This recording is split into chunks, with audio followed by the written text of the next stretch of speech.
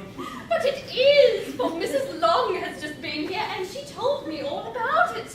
Do you not want to know who has taken it? You want to tell me, and I have no objection to hearing it. Why, my dear, Mrs. Long says that Netherfield is taken by a young man of large fortune from the north of England. That he came down on Monday in a chaise and four to see the place and was so delighted by it that he agreed with Mrs. Morris immediately. That he is to take possession before Michaelmas, and some of his servants should be in the house before the end of next week. What is his name?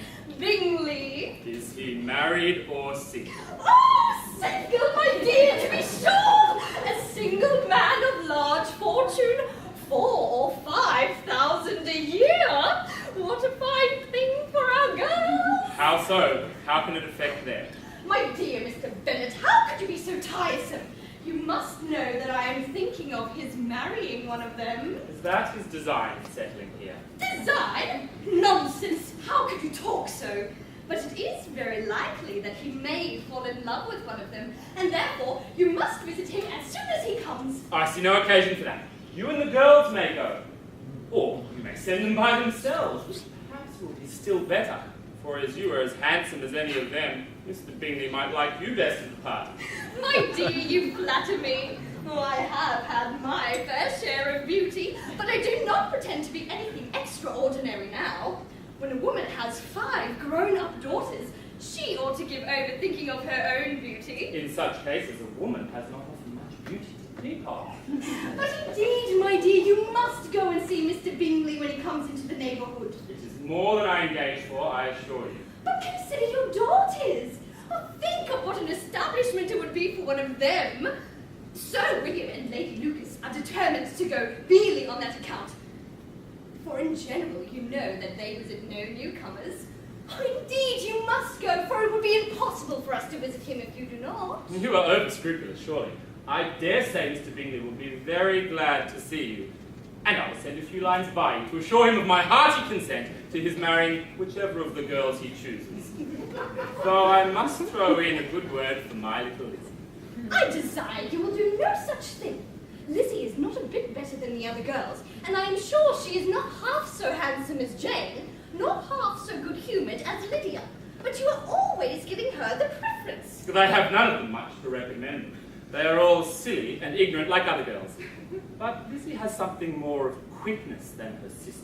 Oh, Mr. Bennet, how can you abuse your children in such a way? You take delight in vexing me. You have no compassion for my poor nerves. You mistake, my dear, I assure you. I have a high respect for your nerves. They are my old friends. I have heard you mention them with consideration these 20 years at least. You do not know how I suffer. But I trust you will get over it and live to see many young men of 4,000 a year come into the neighbourhood. It will do no good to us if 20 such should come, since you will not visit them. Depend upon it, my dear, that when there are 20, I will visit more. Mr. Bennet was among the earliest that waited on Mr. Bingley. If I can see but one of my daughters happily settled at Netherfield, and all of the others equally well married, I shall have nothing to wish for. Mr. Bingley is to bring 12 ladies and 7 gentlemen with him to the ball. 12 ladies? But word came that he was to bring only 6. His 5 sisters and a cousin.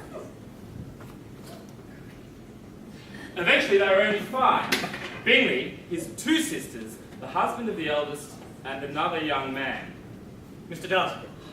Mr. Darcy? Mr. Darcy? Mr. Darcy. They, Mr. Berridge's married. Oh.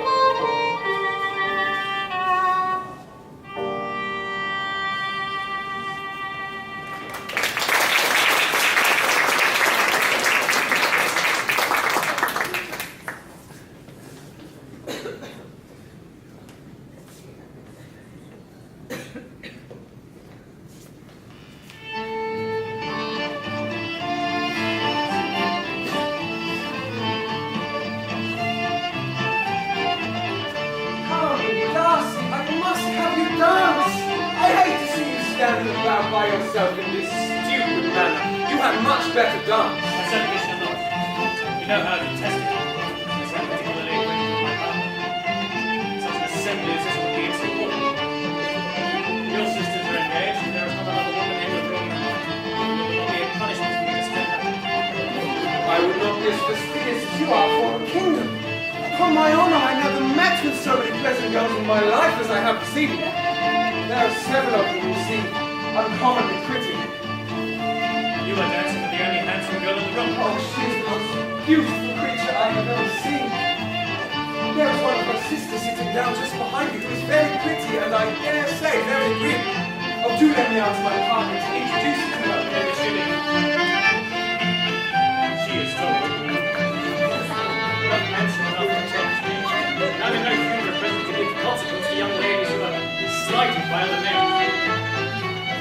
You'd better return to your partner and enjoy her smiles, for you are wasting your time. Lizzie does not lose much by not suiting his fancy, for he is a most disagreeable, horrible man, not at all pleasing. So high and conceited that there is no enduring him, when he walks here and he walks there, fancying himself so very great, not handsome enough to dance with. I do wish you would every one of your set downs, my dear, and clutch to test the man.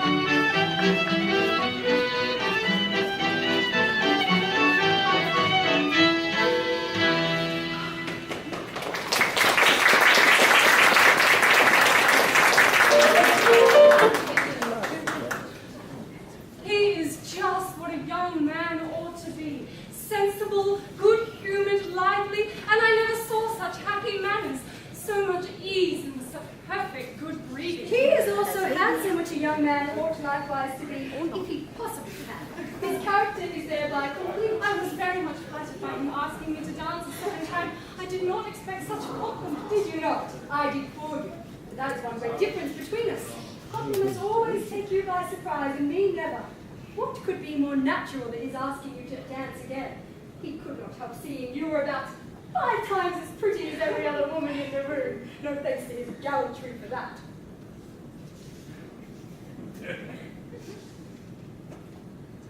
Well, he certainly is very agreeable, and I give you leave to like him.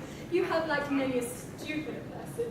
Dear Lizzie, oh, you are a great deal too apt to like people in general.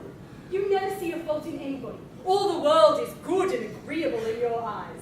I never heard you speak ill of a human being in my life. I would not wish to be hasty in censuring anyone, but I always speak what I think. I know you do, and it is that which makes the wonder. With your good sense to be so honestly blind to the follies of others. Affectation of candor is common enough. One meets it everywhere. But to be candid without ostentation or design, to take the good of the bad, belongs to you alone. And so you like this man's sisters, do you?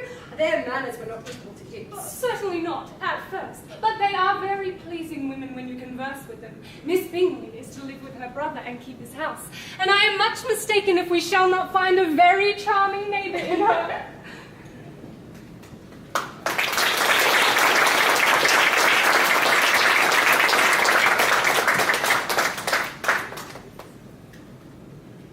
Okay, everyone, let's put our hands together again for the Queensland Shakespeare Ensemble and James Qual. Fantastic.